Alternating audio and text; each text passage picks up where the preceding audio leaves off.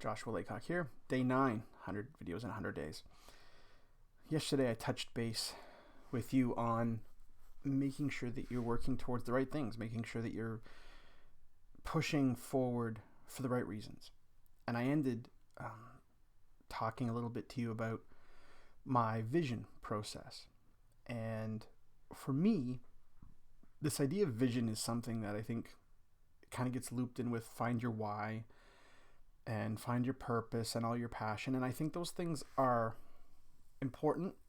But for me, the vision is something on another level.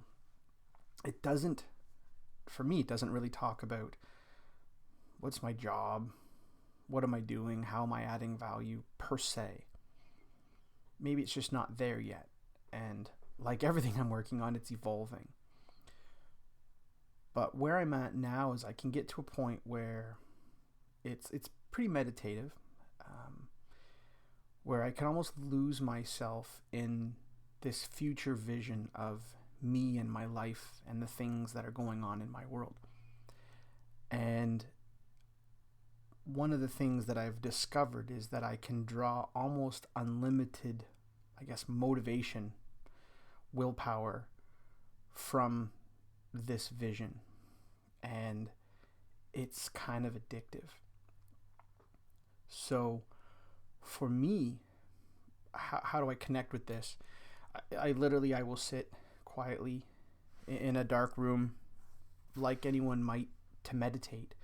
And instead of trying to silence my mind, which I do from time to time, if I'm doing a bit of a vision meditation, I'm either going to be using it as a source of power, source of motivation, or I'm going to be constructing it.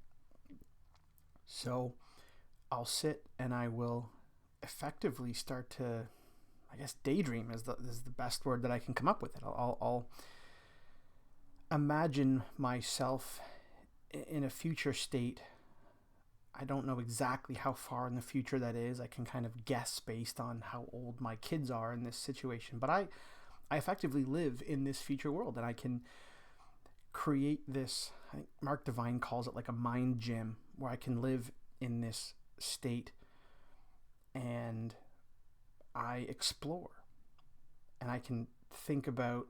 So when I go there, I've described this to people. When I go there, I typically start in the morning, because I typically do this practice in the morning because it sets my day. In this place, I wake up, and it is so visceral for me that I can feel how the sheets feel on my body. I can feel and understand how the floor feels. It's like a rough hardwood when I step out of bed and I put my feet down. And I live in this world. I get up, I can smell it. I go into the bathroom and I'm not really aware of what it looks like, but I can sense it. I can smell it.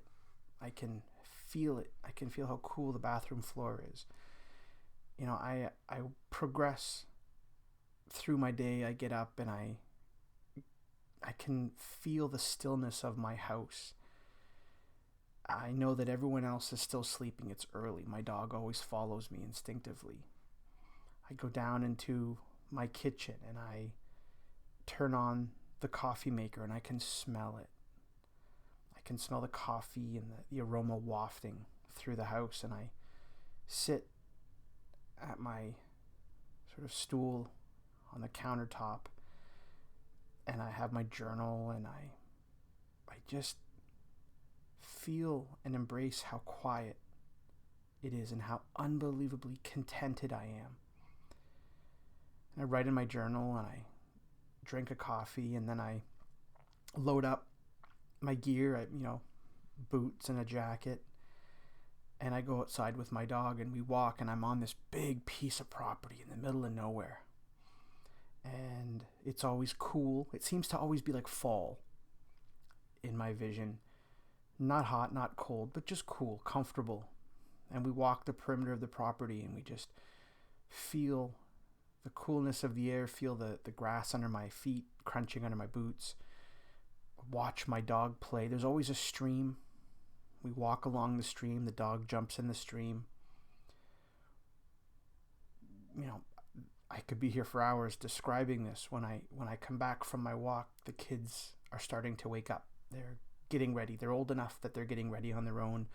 My wife is up and she's puttering in the kitchen, starting the day, helping make lunches and breakfasts. And I remember just being I feel so happy and full of joy to see them. And the day moves forward, and in my day I spend time writing, and I spend time connecting with people that I'm working with. In my vision, my kids always have their friends around the house. It's the house that all the kids want to hang out in. We're sort of like, not just the cool parents, because it's a fun place to hang out, but it's a place where these kids feel safe, where they can talk to us about things, and where we have really meaningful conversations, notwithstanding how old they may be. You know, there's a pool, and we swim and we play, and I get to spend a lot of time with my wife, and we hang out while the kids are at school. And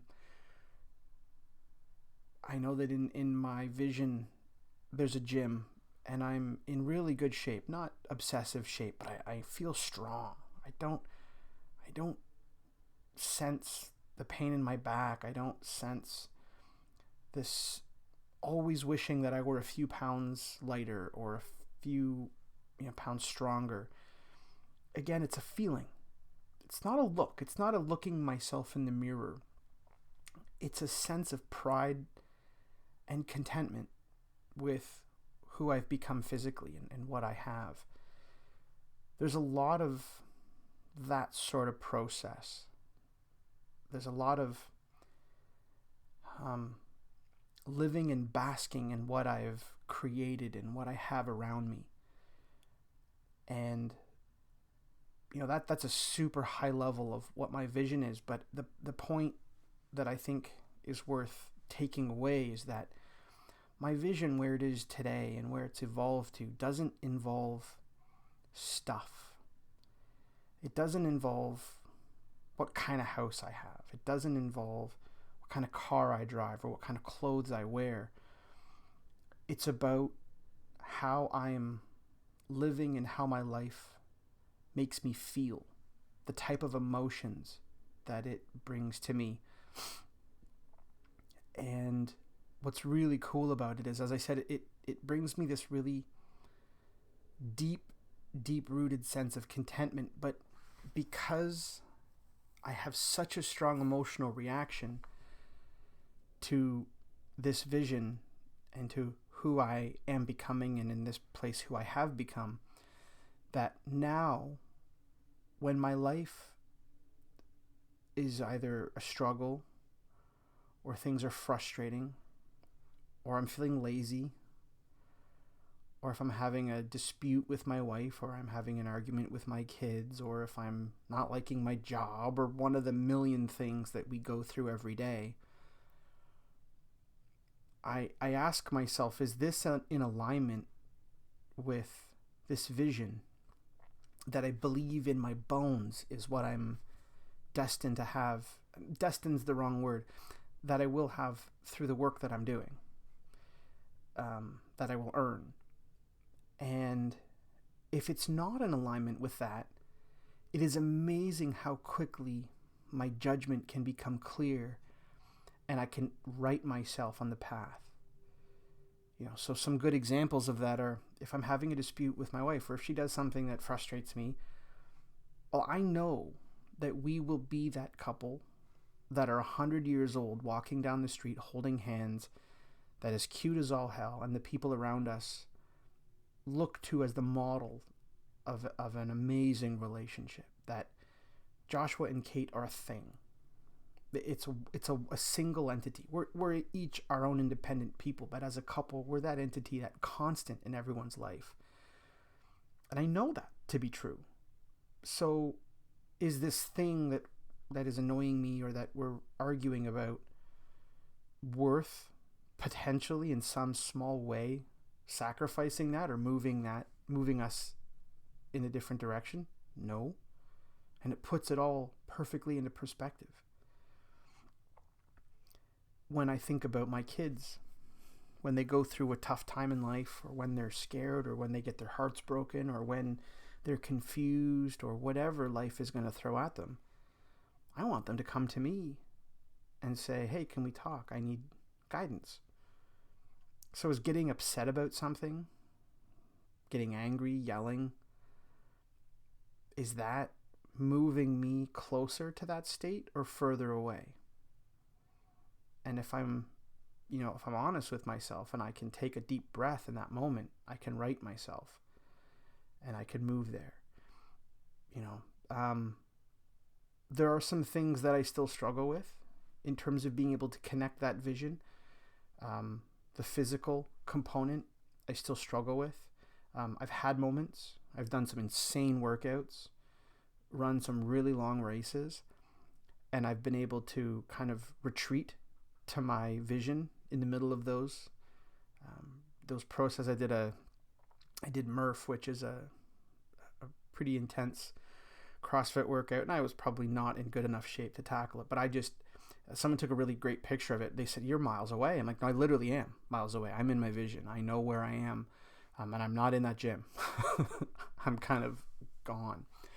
And the same with, I ran a Spartan Beast, which is, I don't even know how long it is. It's like 20 kilometers or something. And I was, for the tough parts, and sometimes even just through the monotonous parts, I tapped into my vision. I thought about who I am going to become and how would that individual handle this challenge. And it gave me this incredible sense of power. But, I still struggle with trying to connect my vision with eating healthy, with making smart decisions like that. But it's helped me get up early. I've decided that, if you're going to get stuff done, you got to get up early, especially with young kids. You need that time before they wake up. So it helps me there. And I think what's interesting, and someone commented in the YouTube channel yesterday about it, and maybe they've read some of the same things that I have or explored some of the same things that I have, is that your body, it retreats to familiarity, and it really reacts and goes back to strong emotional connections to things. That's why we live in the past. That's why I think if we've had something really traumatic happen to us, we always go there. Or even if we've had moments of absolute bliss and joy, we tend to go back to that because our body connects to those emotional reactions, to that emotional response. It wants to live there. And when you can explore and live in your vision in the way that I've been able to do, I create new emotions. I create an emotional attachment to my future. So I'm living in my future. And I am embracing that, like I talked to you about, that deep sense of contentment and joy and bliss and a sense of accomplishment, that I've arrived and that I've done what I'm supposed to be doing in life. When things are tough, I tap into those forward-looking emotions and they pull me forward rather than defaulting to something that has happened in the past, which pulls me backwards. Backwards is not where I'm trying to go, right? This isn't the lifestyle de-evolution. This isn't the lifestyle, let's get back to how things used to be. It's the lifestyle evolution. It's moving things forward. It's going after the things that we know in our bones matter to us. And what's kind of a neat default or byproduct of this exploration is that when I'm living in this vision and I'm exploring things, if I can't create a deep emotional response to something, I know that it's not what I'm meant to be doing or what I'm meant to be after. There are things like, in a really easy example is, I've always loved Land Rovers. Since I can remember, I've always loved Land Rovers, and I would like to own one day. I mean, I could probably go out and buy one right now. That's not the point. It means something different to me. And when I was younger than I used to think that I really, really wanted a Land Rover. Why? Because it was really cool and it had status associated with it. But when I live in my vision and I think about sitting in that Land Rover and I think about driving it and I think about how cool I look, it's really hollow to me as I mature. So that really can't be it. And then in time, that process evolved a little bit, and I started to realize, no, it's not about owning the Land Rover. Because like I said, if I really, really wanted to, I could go out and get one today. It wouldn't be the most financially responsible thing that I could do, but it's doable. So why are you not doing that? Well, because I only want to buy a Land Rover when I'm so financially comfortable and free that I can do it without really having to think about it. That I can pay for something like that and not have it influence my finances. So what does that really mean? What am I craving? Well, I'm craving options. I'm craving a level of financial security and freedom to allow me to make choices without having to be overly concerned by the consequences. It was a quote by Jay-Z, who I love, and I think it was Jay-Z who essentially said something like, don't buy it unless you can buy it twice. And I think it's fantastic. Like, you're right. So for me, this manifestation of a Land Rover represented something deeper. It represented a level of financial freedom and security that I could go after the things that I would enjoy without having to worry about it.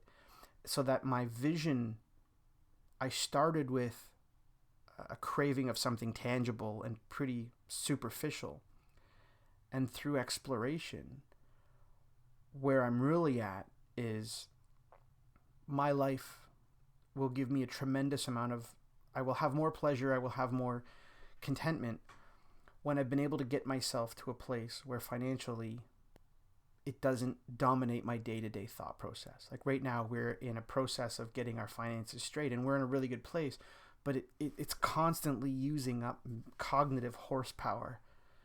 If we buy that, what implication will it have? If we do this, if we save this, if we up this, it's kind of exhausting. It's a necessary requirement. But anyway, I'm off track. But the point is that that the vision process can weed out the superficial stuff, and it can also allow you to explore and discover what's really underlying. So for me, the Land Rover was a manifestation of financial freedom. Land. There's always seems to be a huge amount of land when I have my vision. And I've never lived on a big piece of land. I've always lived in the city. And what does that represent to me? What does that represent? That represents being unencumbered, the ability to have space and to something that I can call my own, but also room to explore. To me, it's a physical manifestation of my desire to explore and to wander. And there's a river.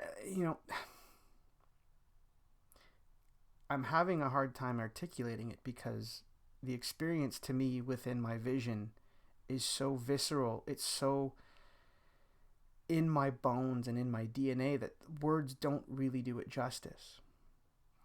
But I can tell you, when I talk to people and I say, what's your vision? It usually ties with a level of money, owning a house, a certain type of income, a certain level of income, early retirement. And that's about it. And when you start to ask why, what does that mean to you? For a lot of people, the answers are really flat at first. But through exploration and curiosity and courage, you can start to peel back the layers of what do these things really mean to you? At first I thought a Land Rover, a good part of it is actually I want other people to respect me. I want other people to think that I'm successful and valuable, and me driving a Land Rover represented that. I mean, obviously it doesn't, but that's some of the work that I've done. And,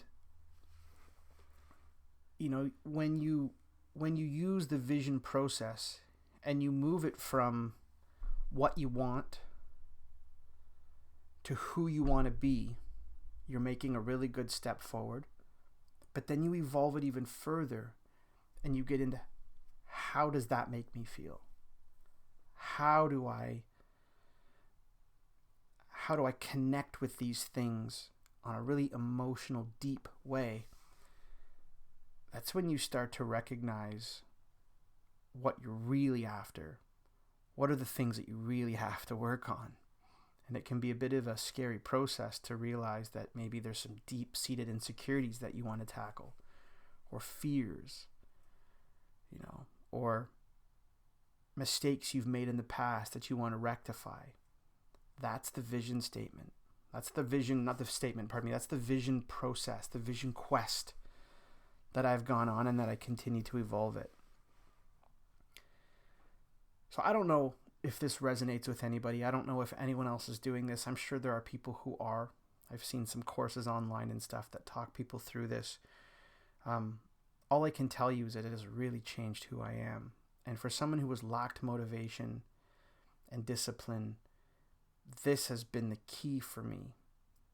And what I'd like to do over the next few days is talk to you about how I've gone through, how I created the process, what it actually looks like, what are some questions that I've asked, and what are some activities that I've done.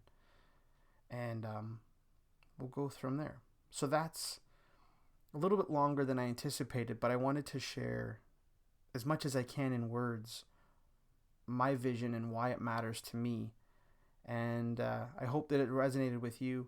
I do think that creating a vision, I work with some people about sort of squaring their lives away and getting it ready to go.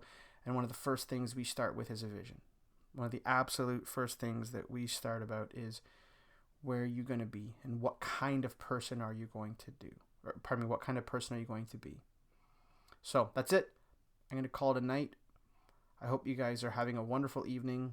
I hope that you've made it through the 23 minutes. I'm sorry it's a longer one. We'll talk to you tomorrow. Have a fantastic night.